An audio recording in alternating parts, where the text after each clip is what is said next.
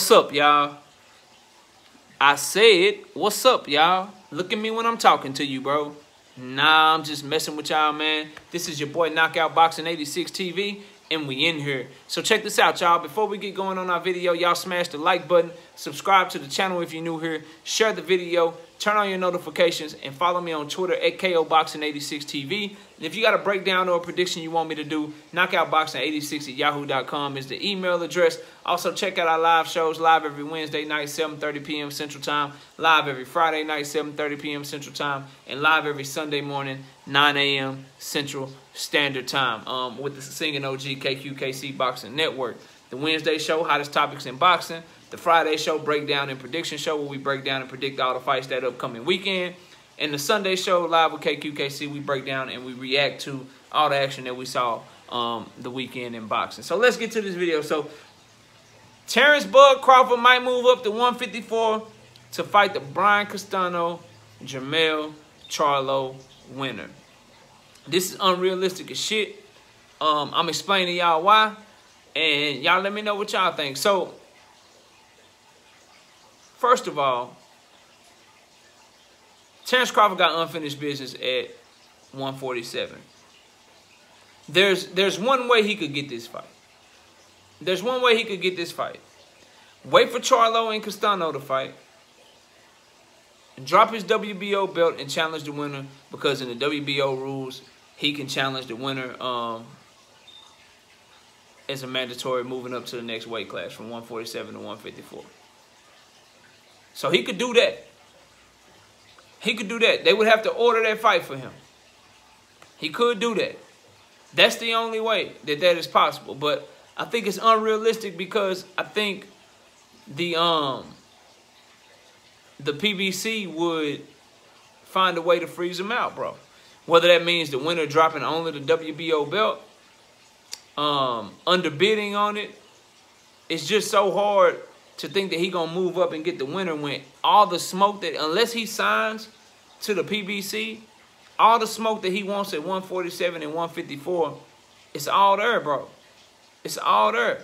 And I don't believe Al Heyman is making people step aside and shit for a welterweight tournament, making Ugas versus Spence happen for a 3-belt unification, only to have Terence Crawford fight a completely different PBC fighter, bro. Like, they ain't making that fight. His best bet and his only option is Earl Spence. That's the only person from PBC that I believe they'll let him fight on a one-fight deal, because Earl Spence want that fight that bad. That's the only way it's realistic to me. I don't see it happening, him moving up and then they giving him somebody like... And then just think about the fights outside of that, like all the big top 154-pounders. Julian J. Rock Williams is a PBC fighter. Erison Lubin is a PBC fighter. Jared Hurd is like all the top guys at 154. You go look at the rankings, or not even the rankings. You look at who you consider a star, somebody that could carry the load with Terence Crawford to help sell the fight card. They all PBC fighters at 147 and 154. So his business problems, if he don't want to sign with the PBC, they don't go away with a move up to 154. And then the practical thing is, Terence Crawford fans don't want to hear me when I say this, but you max out. Everybody ain't Manny Pacquiao. You know what I'm saying? In most cases, you max out, and no matter how stronger you are, no matter how much weight you lift or how dedicated you are to a gym, you max out at a weight class. And I believe he too small for 154, to keep it a buck with you. I think the guys up there at 154 will take his punches better. I think they punch harder. And he showed a propensity to where guys can touch him at the highest levels in 147. So if he go up to 154, like, y'all really sure he can get out of Charlo? Y'all really sure he can get off on Charlo like that? Castano pressure, like, bro, like, them tough-ass fights. So if you're going to take a tough-ass fight that you could lose, because he could lose those fights, you might well take the big money fight. And I just don't see the PBC feeding Terence Crawford PBC fighters unless he signed with him. He's in a sticky situation, bro. He's in a sticky situation. In my opinion, he should continue to play on this leverage and get the Spence fight. Then he'll have more control over what happens next. But until he fights Spence, these dreams of him, you know, his fans and people saying that he can move up and challenge the Charlo Castano winner, or he can move up and do this and do that, like, that's a high risk. Because you can move up, you could become the mandatory. You could become the mandatory.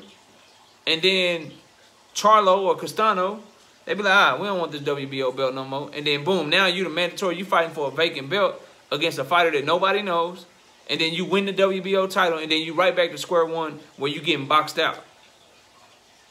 And the PBC just keep all this shit going on over here with the other 3 belts playing with your ass. If he truly wants these big fights and he wants the big money, you got to go to where the big money at. You got to go to where the big money at.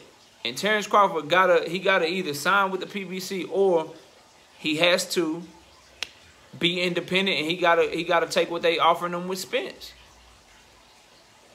Those are his best 2 options. Because if he goes up as an independent trying to make fights at 154, that they ain't big enough. They're not gonna feed those dudes to you, bro. They'll only feed those guys to you when the money's big enough. And the money's only big enough with you and Errol Spence. That's the biggest fight in boxing right now. So I hear what people are saying. I understand what it is in theory, what you would like to do, but that ain't how the business of boxing works. It's not how the business works, man.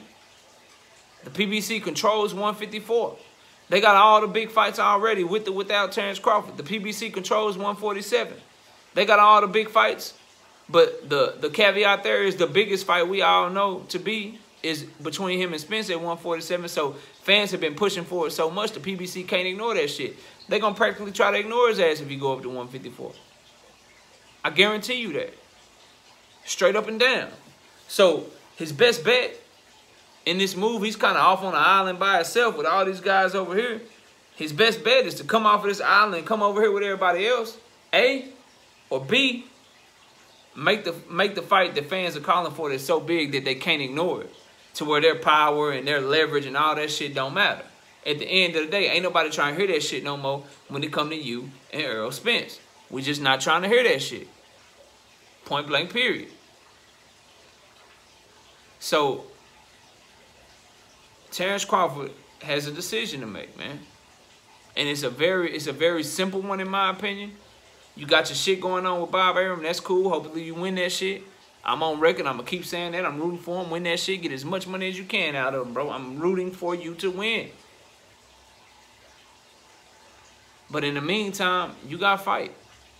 You don't have a network. Okay? You don't have a promotional company. So you looking for people to get you as an independent contractor. So you got to go to where the smoke at.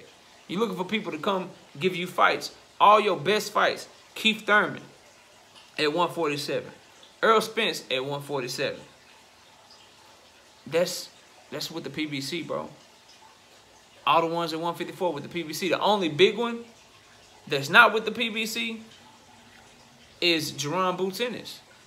But that's what y'all like to say in boxing. That's high risk, low reward. It's a risky ass fight that you risk losing everything with a fighter where if you beat him, people gonna be like, oh, he was young anyway. He was young anyway. Knockout, we gonna give him credit for Boots. We gonna give him credit for Boots, bro. Like that's, man, no people not. Jermell Charlo ain't getting no credit for Lubin. He ain't getting no credit for Lubin. Right, the minute he starched Lubin ass, the minute he starched him, he was too young.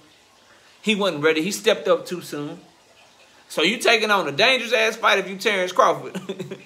Where you could lose, because that's a close-ass fight, bro. That's a damn close fight.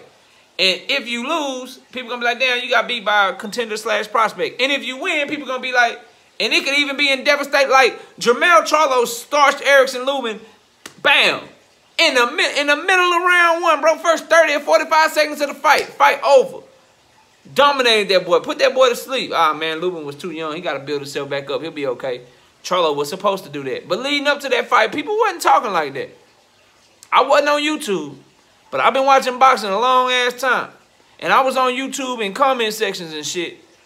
And everybody was talking about, man, Lubin the problem, bro. Lubin the problem for Charlo. He going to do this to Charlo. He going to do that. He got the skills. He got this. He got that. Charlo slept his ass.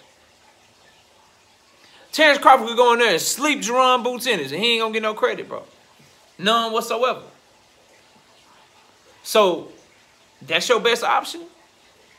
Other than all the other options I named, he got to get in there with Spence, bro.